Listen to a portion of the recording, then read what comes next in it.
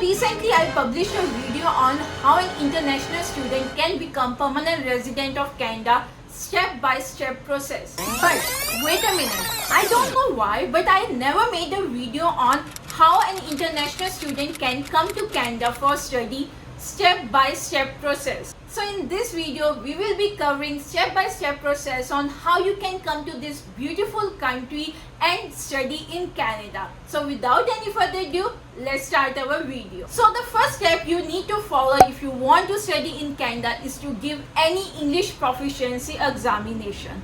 For example, if you will be giving IELTS examination, which is one of the common exams. Now in India, British Council is no longer taking IELTS examination, so you need to book your IELTS through IDP only. Keep in mind to book your IELTS examination on time so that you can get your preferred time and date. And also keep in mind that you need to have a valid passport in order to book your IELTS examination. So now you have given your IELTS examination and now you are waiting for your IELTS score. The next step you should follow is to choose a program which you want to study in Canada. It's very important that you choose a program. Either it should be related to your previous study or it should be that you are something interested in. Don't choose a program because somebody says you that it is very easy to do that in Canada, or you will get PR very fast if you will choose that program. Choose a program that genuinely interests you and you can see yourself doing job in that for a long period of time. And also make sure that when you are choosing a program, look at the job market. What is the job perspective of doing that program in Canada? Now that hopefully you have selected a good program of your choice, and now the second step is to look at the university or college you want to study in Canada.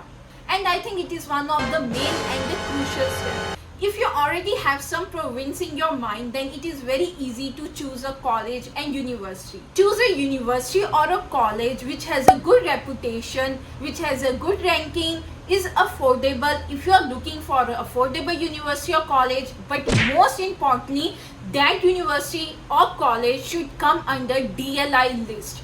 It is very important to look at DLI list whether your university or college comes under that list or not, and whether your university or college is eligible for work permit or not.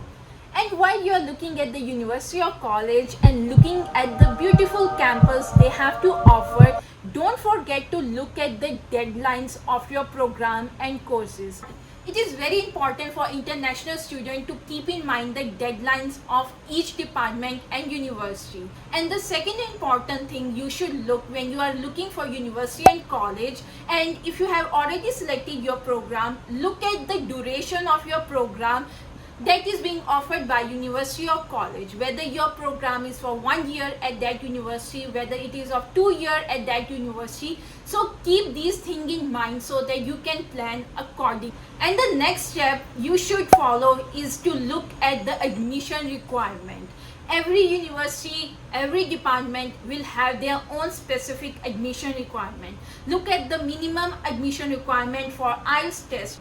Look at the minimum percentage required in order to get admission in university or college. So keep these things in mind and apply to university or college where you are eligible. And the next step is that when you are looking for admission requirements, deadlines at the department page of your university or college, make sure to look at the tuition fees.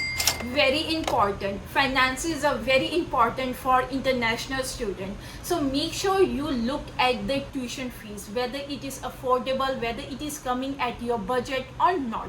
Make sure you look at the scholarships which university or college offer, and then try to select universities according to all the criteria we mentioned above.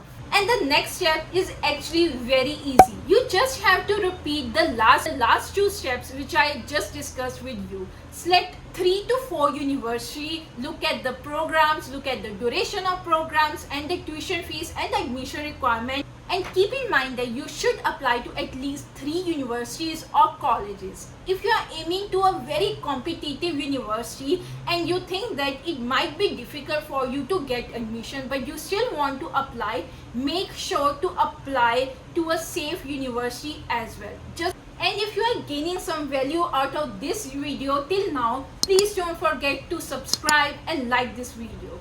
Now moving towards the next step, you should research about the PR option available in the province you decided to go. Now you selected your course, you selected your universities, you selected the province you want to go. Make sure that you know the PR option available in that province. There are so many PR options, there are so many PR pathways: PNP, Express Entry, AIPP, AINP, Ontario Nominee Program. So there are endless PR pathways. But make sure that you completely understand the PR pathway of the province you want to go. I'm not saying that the rules will remain same when you will graduate, but at least you will have some kind of overview. Next step is actually to apply to university or college, and very crucial step, and here you need to gather all the valid documents, all the required documents. Don't miss any document which your university or college asks you. Now I can provide you a general document list which your university or college will require. For example, when you're applying to any college or university, they might require you to submit your transcripts, letter of recommendation, statement of work, mark sheet, resume, IELTS examination result, passport, and there are many other documents which your university or college might ask you. And also at this point you will also pay the application fees, which is now the next step would be patience.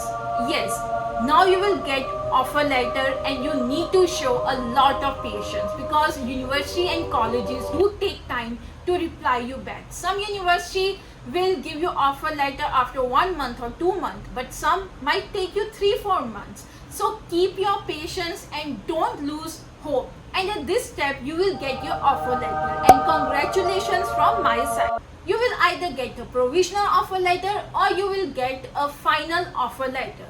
And if you are thinking that step is over, not yet. The next step would be to send back the signed offer letter back to your university or college, plus any document which your university requires. So make sure to read the offer letter thoroughly and make sure you give every document to the university, so that now you have given everything to the university. Now they will ask you to pay your tuition fees. Now you have to pay your tuition fees, but before that you have to either apply for loan or a GIC account. The next step is to apply for study permit, and this step is very crucial.